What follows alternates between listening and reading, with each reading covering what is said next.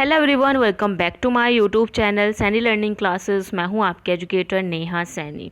तो आज हम आपका टॉपिक जो है एंजाइम के ऑलमोस्ट सभी टॉपिक्स को कवर करने वाले हैं, सिर्फ एलोस्टेरिक एंजाइम की एक्टिविटी को छोड़ करके।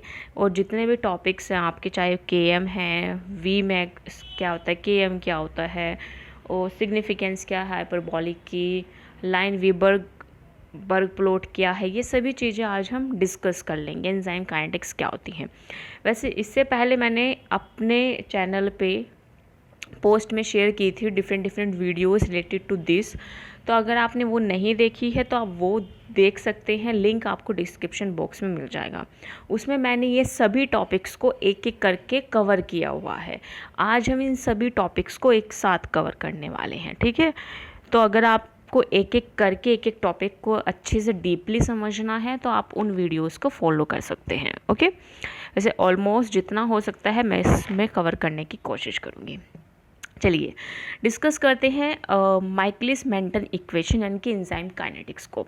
बेसिकली हमें पता है कि जब एंजाइम जो है सबस्ट्रेट के साथ बाइंड करता है तो एंजाइम सबस्ट्रेट कॉम्प्लेक्स बनता है, ठीक है, हम सभी जानते हैं। तो ये जो enzyme plus substrate give rise to enzyme substrate, तो ये जो रिएक्शन होती है ये क्या होती है, आपकी रिवर्सिबल रिएक्शन होती है, रिवर्सिबल रिएक्शन होती है, ठीक है। इस टाइम पे बेसिकली होता क्या है, एक सेकेंड, तो यहाँ पे आप देखिए enzyme plus substrate give rise to enzyme substrate and it will give rise to enzyme plus product, ठीक है। ये चीज़ आपको समझ में आई कि एंजाइम प्लस सबस्ट्रेट जो है वो क्या कर रहा है यहाँ पर। एंजाइम प्लस सबस्ट्रेट जो है एंजाइम, एक सेकेंड वेट ए मिनट, देखो enzyme plus substrate enzyme substrate को बना रहा है, फिर एंजाइम प्लस प्रोडक्ट बन रहा है, ठीक है। यहाँ पर आप देख रहे होंगे K1 K-1 और K2। देखो जब कोई रिएक्शन हो रही है तो हम उसको एक नियम देंगे। जब एंजाइम प्लस सबस्ट्रेट से एंजाइम सबस्ट्रेट कॉम्प्लेक्स बन रहा है तो उस रिएक्शन में क्या इन्वॉल्व होगा, K1, ठीक है, रेट कांस्टेंट। और जब यही enzyme substrate enzyme plus substrate में कन्वर्ट होगा तो उसे हम लिखेंगे K-1 से डिनोट करेंगे, ठीक है। फिर एंजाइम प्लस जो एंजाइम सबस्ट्रेट है वो एंजाइम प्लस प्रोडक्ट में कन्वर्ट होगा तो उसको हम डिनोट करेंगे K2 कांस्टेंट से, ठीक है। ये रहे।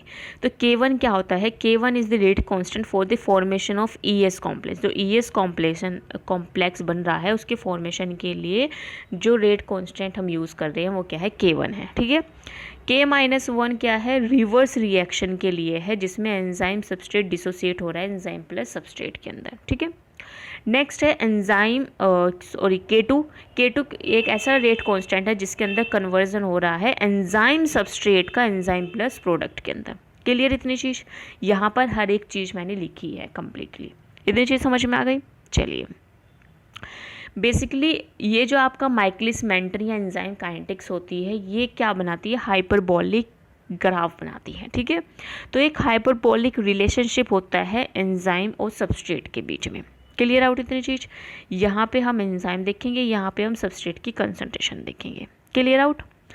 Michaelis Menten approach rate V of enzyme catalysed reaction measured at varying substrate concentration. तो जो माइकलिस मेंटन अप्रोच है या माइकलिस मेंटन इक्वेशन है, हम वो दो चीज़ में देखते हैं। एक क्या है आपका एंजाइम कैटालाइज जैसे कि V, और दूसरा क्या है सबस्ट्रेट की कंसंट्रेशन, ठीक है। माइकलिस कांस्टेंट जिसको हम Km बोलते हैं, constant concentration of substrate eight which reaction velocity half its maximum velocity, ठीक है। बेसिकली Km क्या है, माइकलिस कांस्टेंट है। ये वो माइकलिस कांस्टेंट है या वो कंसंट्रेशन है जिस पर Vmax जो है वो हाफ हो जाता है, ठीक है, समझ में आया। ये वो कंसंट्रेशन है जिस पर Vmax हाफ हो जाता है, ठीक है। Km वो कंसंट्रेशन है जिस पर Vmax हाफ हो जाता है। क्लियर आउट इतनी चीज़, ठीक है। चलिए अब Vmax और Km क्या होते हैं। Vmax the maximum rate of reaction. Vmax क्या होता है, मैक्सिमम रेट होता है किसी भी रिएक्शन का जब एंजाइम की सभी साइड जो होती हैं सैचुरेटेड हो जाती है एंजाइम से। हम डिस्कस कर चुके हैं कि एंजाइम के पास क्या होती है, एक्टिव साइट्स होती हैं। ये क्या मान लो एक्टिव साइट्स हैं, ठीक है। अब ये चारों एक्टिव साइट्स के साथ क्या हो गया, सबस्ट्रेट जो है वो बाइंड हो गया है। तो इस टाइम पे आपको क्या मिलेगा, वी मैक्स मिलेगा। ठीक है, तो वी मैक्स क्या है, मैक्सिमम रेट है रिएक्शन का जहाँ पर सारे एंजाइम्स की एक्टिव साइट जो है वो सैचुरेटेड हो जाती है सबस्ट्रेट के साथ, यानी कि पूरी फिल हो जाती है किससे, सबस्ट्रेट के साथ। Clear about. नेक्स्ट है केएम। केएम जिसे हम माइकलिस कांस्टेंट भी बोलते हैं, ये एक ऐसी सबस्ट्रेट की कंसंट्रेशन होती है जहां पर रिएक्शन का rate that is V max 50% यानी कि हाफ हो जाता है। ठीक है, Km is a measure of affinity. अब केएम किस लिए यूज़ की जाती है या सिग्निफिकेंस ऑफ केएम में हम ये लिख सकते हैं कि Km is a measure of affinity and enzyme has it substrate. पहला पॉइंट क्या हुआ, पहला सिग्निफिकेंस क्या है कि केएम क्या है, मेज़र करता है किसकी, एफिनिटी, एंजाइम की। ठीक है, कि एंजाइम के पास कितनी एफिनिटी है अपने सबस्ट्रेट्स को बाइंड अप करने के लिए। ठीक है, तो केएम एक ऐसी कंसंट्रेशन है जहाँ पर हमें रेट ऑफ रिएक्शन जो है, जो वी मैक्स है, वो हमें हाफ मिल जा रहा है, यानी कि यहाँ पर हमें पता चल जाएगा कि आपके एंजाइम कितने सबस्ट्रेट के साथ बाइंड हो चुके हैं। ठीक है, इससे हम एफिनिटी पता कर सकते हैं एंजाइम की। नेक्स्ट है as the lower the value of Km, जैसे जैसे वैल्यू जो है केएम की कम होगी, इसका मतलब क्या है, more efficient the enzyme is at carrying out its function at low substrate concentration. इसका मतलब क्या है, अगर केएम की वैल्यू कम है तो ये क्या शो कर रहा है कि कम कंसंट्रेशन पे भी, कम सबस्ट्रेट की कंसंट्रेशन पे भी एंजाइम जो है वो बहुत एफिशिएंट है। ठीक है, मोर एफिशिएंट है at low concentration of substrate. ठीक है, इससे हमें क्या पता चला कि लो कंसंट्रेशन ऑफ सबस्ट्रेट पर एंजाइम्स क्या रहते हैं, बहुत ज़्यादा एफिशिएंट रहते हैं अगर केएम जो है वो कम आ रहा है। ठीक है,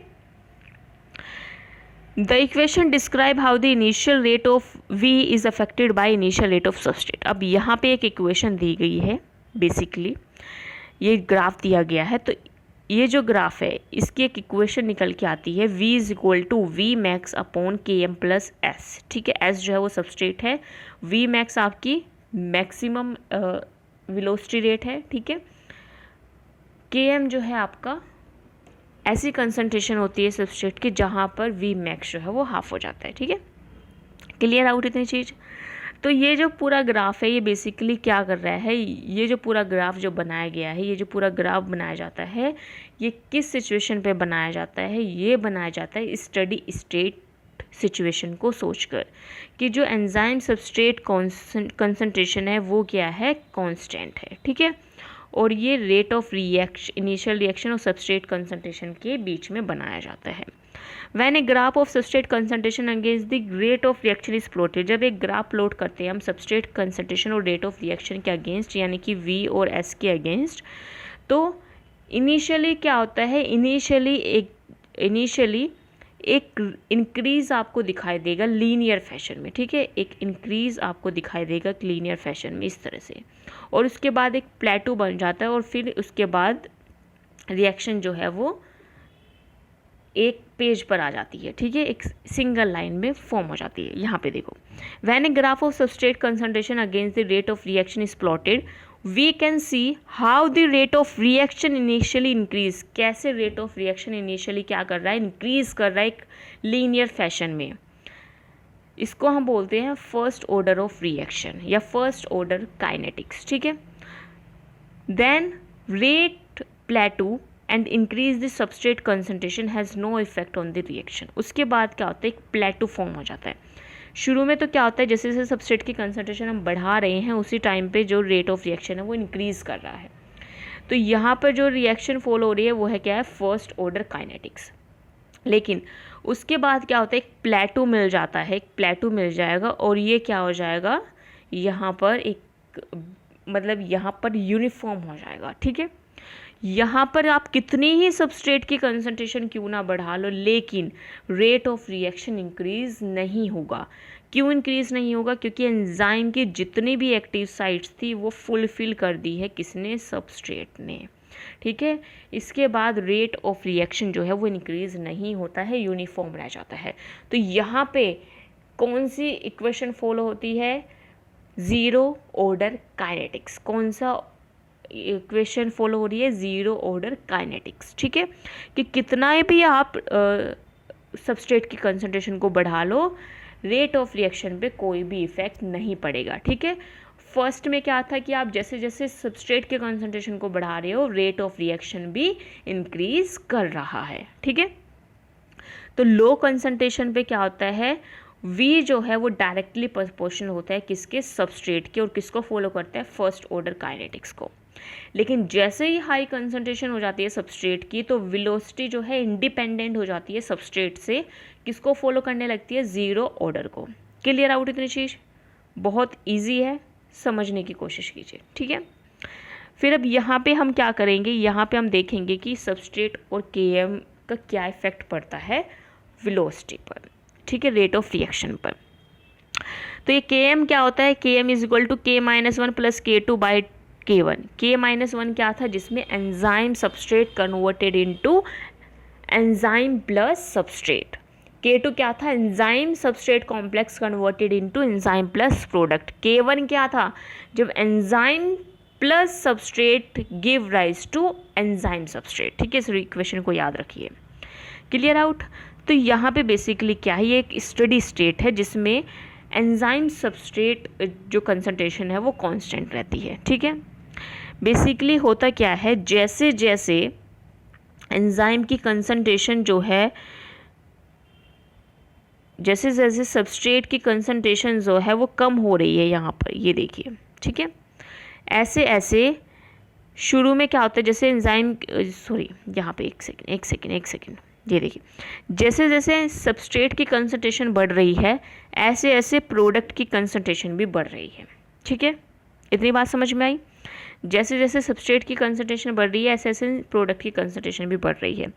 लेकिन एक टाइम आने पर एंजाइम की सभी एक्टिव साइट्स जो हो जाती है फिलअप हो जाती है और एंजाइम सबस्ट्रेट कॉम्प्लेक्स जो होता है वो ऑलमोस्ट कांस्टेंट हो जाता है। ठीक है, उसके बाद आप कितनी ही सबस्ट्रेट की कंसंट्रेशन क्यों ना बढ़ा लो, एंजाइम सबस्ट्रेट या वी मैक्स जो है वो इंक्रीज नहीं करेगा।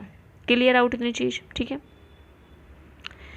यहाँ पे पढ़िए, ये जो ग्राफ है मैंने बहुत अच्छे से उस वीडियो में समझाया, वहाँ पे जा कर के उसको देख सकते हैं। ठीक है, चलिए अब यहाँ पे समझते हैं।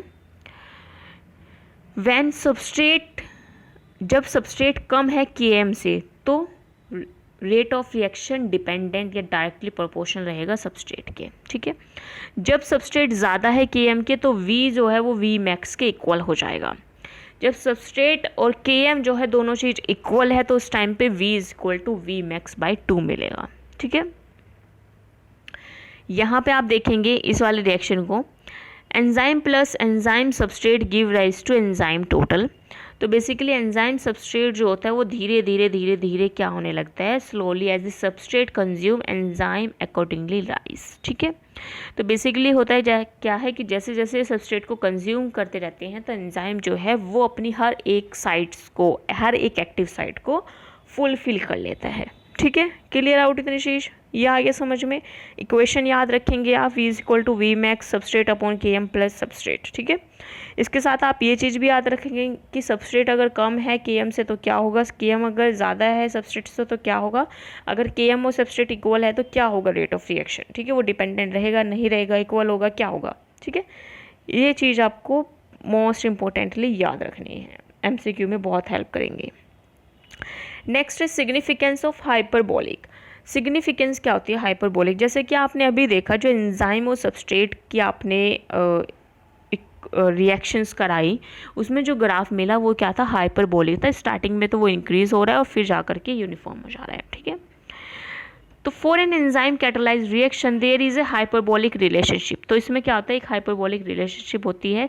जैसे जैसे आप सबस्ट्रेट की कंसंट्रेशन को बढ़ाओगे, ठीक है, at low concentration of substrate there is a steep increase in rate of reaction with increasing substrate concentration. जैसे जैसे आप सबस्ट्रेट की कंसंट्रेशन को बढ़ाओगे जो रेट ऑफ रिएक्शन है वो भी धीरे धीरे धीरे धीरे स्टीप करेगा, वो भी धीरे धीरे इंक्रीज करेगा और एक टाइम के बाद क्या हो जाएगा, वो यूनिफॉर्म हो जाएगा। ठीक है, तो ये क्या है, हाइपरबोलिक के थ्रू हमें ये चीज़ पता चलती है कि लो कंसंट्रेशन पे भी किस तरह से जो एंजाइम है या रेट ऑफ रिएक्शन है वो क्या कर रहा है, इंक्रीज कर रहा है। ठीक है, अब कुछ एजम्पशंस हैं माइकलिस मेंटन मॉडल के।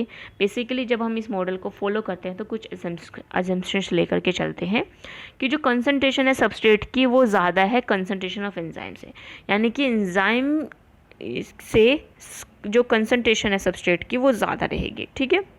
Rate of formation of ES, जो rate of formation of ES है वो इक्वल होगा ब्रेकडाउन ऑफ ईएस के, यानी कि जितना ईएस बन रहा है उतना ही एंजाइम प्लस सबस्ट्रेट जो है वो ब्रेक डाउन होगा। ठीक है।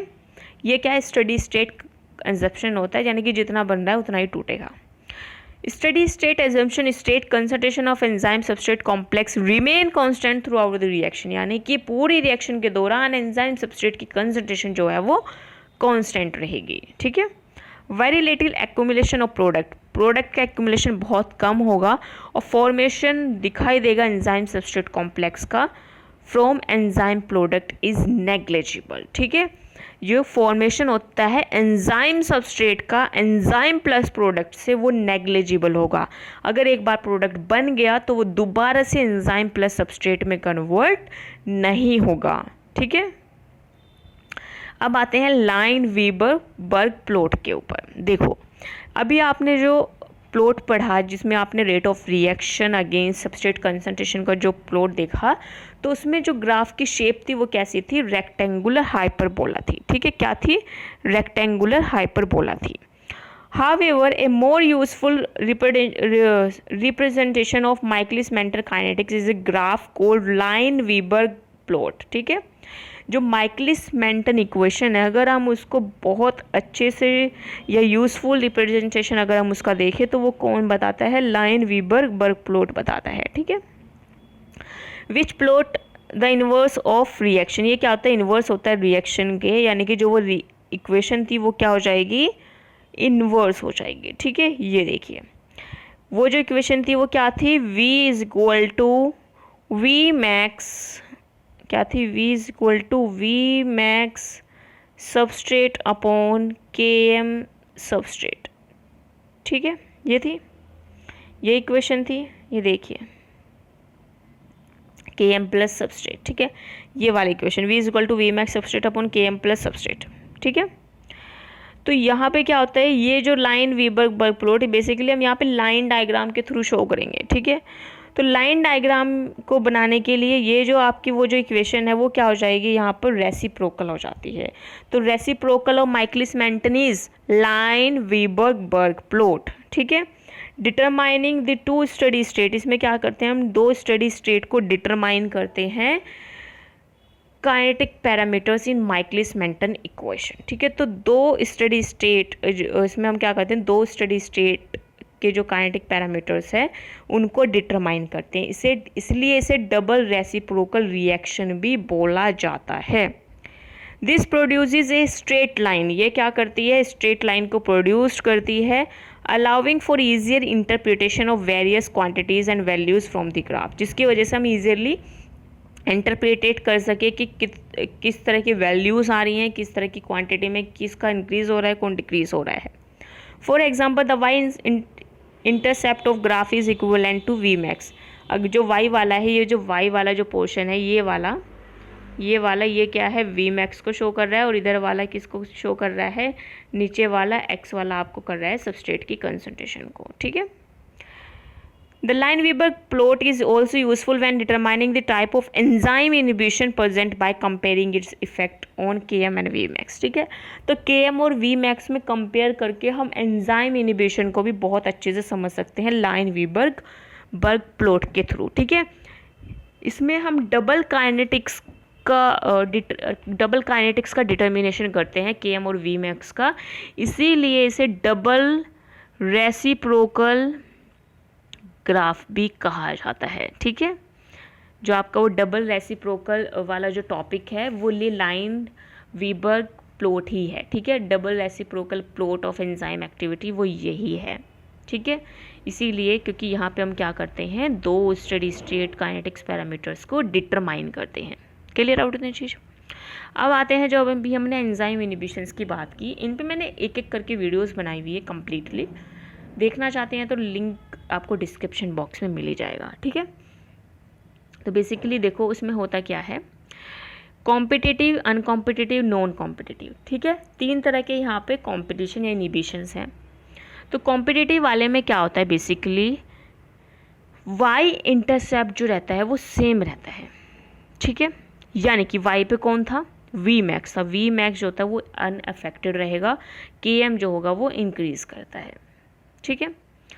अनकॉम्पिटिटिव में ये मोस्ट इम्पोर्टेंट मैं आपको कहूँगी, क्योंकि ये नेट में और आपके एग्ज़ाम्स में, कॉम्पिटिटिव एग्ज़ाम्स की बात कर रही हूँ, बहुत बहुत बहुत ज़्यादा पूछा जाता है, बहुत ज़्यादा।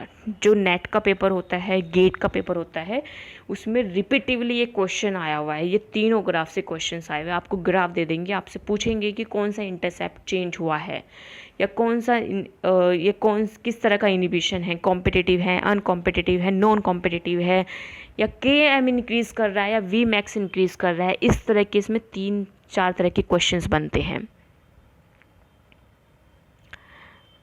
वेट ए सेकेंड, ओके, इस तरह के क्वेश्चंस बनते हैं आपके। तो कॉम्पिटिटिव में आपने क्या देखा कि के एम जो होता है वो इंक्रीज करता है, वी मैक्स जो होता है वो अनइफेक्टेड रहता है, ठीक है। अनकॉम्पिटिटिव में क्या होता है, के एम जो है वो रिड्यूस करता है, के एम क्या करता है, रिड्यूस करता है, और वी मैक्स जो होता है वो भी रिड्यूस करता है, ठीक है। आप देख रहे होंगे ग्राफ में के एम और वी मैक्स दोनों चीज़ें क्या कर रही हैं, रिड्यूस्ड हो रही हैं, ठीक है। ये देखिए यहाँ पर क्या हो रहा है, के एम और वी मैक्स क्या हो रहा है, दोनों चीज़ें क्या हो रही हैं, रिड्यूस्ड हो रही हैं, ओके। ये जो ब्लू वाली लाइन है इसका मतलब क्या है, नो कॉम्पिटिटर, कोई भी कॉम्पिटिटर नहीं है। लेकिन अगर आप इनिबिटर में देखोगे तो यहाँ पे देखिए ये इधर की तरफ बढ़ रही है, माइनस की तरफ, ठीक है।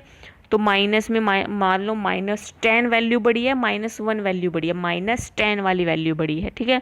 अगर यहाँ -1 है तो -10 यहाँ पर होगा, एग्जाम्पल दे रही हूँ, ठीक है। तो किसकी वैल्यू कम हुई, यहाँ पे अगर आप देखेंगे तो वी मैक्स और आपके के एम की वैल्यू जो हो रही है वो यहाँ पर रिड्यूस्ड हो रही है, ठीक है। ये रेड वाला जो है वो पीछे जा रहा है, ये चीज़ यहाँ पर ध्यान रखिए, ओके। चलिए नेक्स्ट है आपका नॉन कॉम्पिटिटिव। नॉन कॉम्पिटिटिव में क्या होता है आपका, बेसिकली के एम जो है वो अनअफेक्टेड रहता है, के एम पे कोई भी अफेक्ट नहीं पड़ता है, वो अनअफेक्टेड रहेगा। ये देखिए के एम अनअफेक्टेड रहेगा, लेकिन वी मैक्स जो है वो क्या हो जाएगा आपका, रिड्यूस्ड हो जाएगा, वी मैक्स क्या हो जाएगा, रिड्यूस्ड हो जाएगा, ठीक है। तो यहाँ पे आपने देखा कि जो के एम है वो तो अनअफेक्टेड रहता है, लेकिन वी मैक्स क्या हो जाता है, कम हो जाता है, ठीक है। तो यहाँ से बहुत इंपॉर्टेंट क्वेश्चंस आपके बनते हैं। इस तरह का ग्राफ दे देंगे, पूछ लेंगे कि कौन सा कॉम्पिटिशन या कौन सा इनिबिशन है, इसमें वी मैक्स इंक्रीज़ कर रहा है, के एम इंक्रीज़ कर रहा है, इस तरह से क्वेश्चन आ जाते हैं, ठीक है। तो ये था आपका पूरा सार जो कि मैंने 2-3 वीडियोस में कंप्लीट किया है। उन वीडियोस का लिंक मैं आपको डिस्क्रिप्शन बॉक्स में प्रोवाइड कर दूंगी, और मैंने कम्युनिटी पर भी शेयर किया था, तो उनको भी आप एक बार ज़रूर देख लेना, ठीक है। अब मिलते हैं नेक्स्ट सेशन में, जिसमें आपका सिर्फ लास्ट टॉपिक बचता है, एलोस्टेरिक एंजाइम, उसको भी जल्दी से कंप्लीट कर लेंगे। चलिए मिलते हैं नेक्स्ट क्लास में। Bye bye everyone, thanks for joining.